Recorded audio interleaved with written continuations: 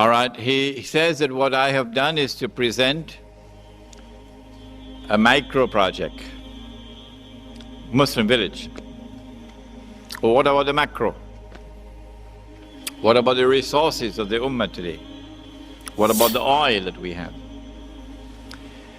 I did say at the very beginning that if you consider it to be a theoretical possibility for you to take control of territory in the name of Islam, and therefore to have control over such resources, by all means, you should proceed with that effort.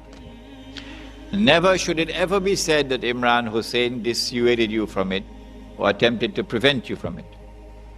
All that I have done is to use Ya'juj and Ma'juj in the Quran and Sunnah to explain to you that those who control the world today are the world order of Gog and Magog, in consequence of which it is impossible anywhere on Allah's earth today to take control of territory in Allah's name and implement Allah's law at the level of the state. But if you differ with me, by all means you can proceed. Any other question? Yes. Let me repeat for the last time, so that there should be no misunderstanding. I have never ever attempted to prevent anyone who wants to pursue a revolutionary struggle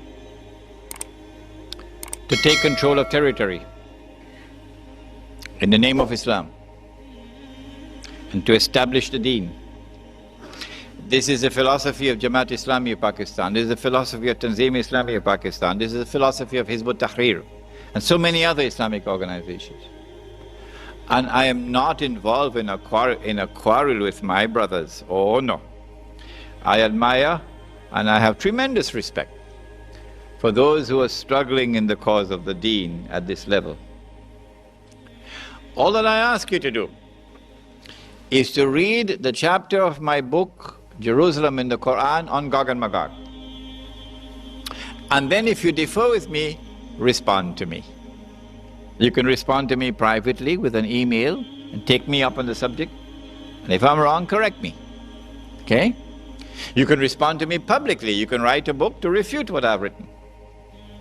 But since I have established, I believe very clearly, that the world order today is the world order of Gog and Magog, it is in consequence impossible to defeat them and destroy them.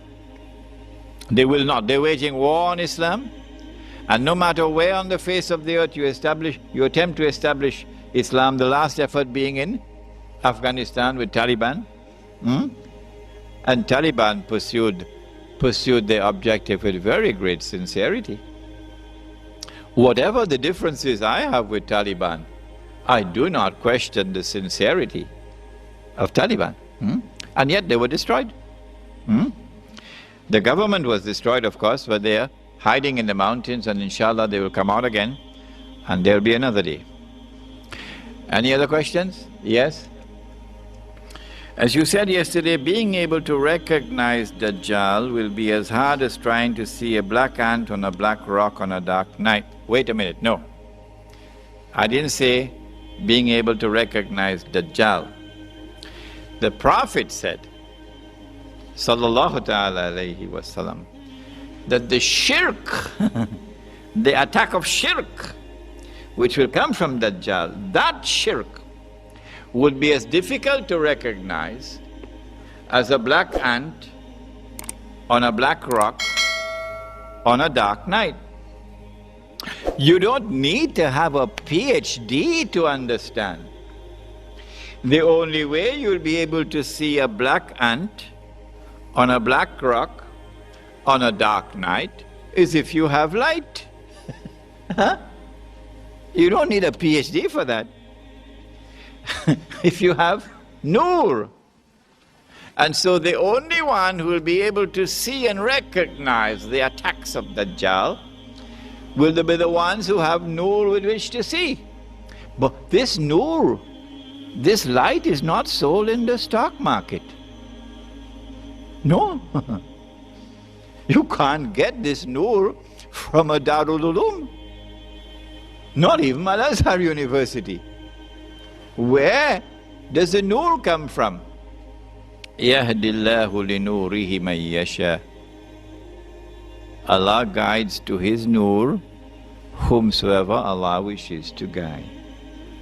The Noor comes from Allah, and Allah will put it in the heart of whomsoever He wishes to put it. But to get this Noor in your heart, it's not something which is the privilege of only the ulama, the awliya, only them, not you and I. Oh no, oh no, not at all. Whoever does not have the Noor and therefore cannot see, now with these eyes, cannot see, Allah says of such people, they're just like cattle. Where does He say that? In Suratul A'raf.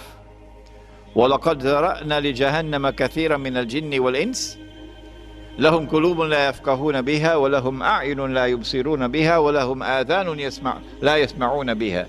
They have eyes but they can't see, they have ears but they can't hear, they have hearts but they cannot understand. أُولَٰئِكَ كَالْأَنْعَامِ. They're just like cattle.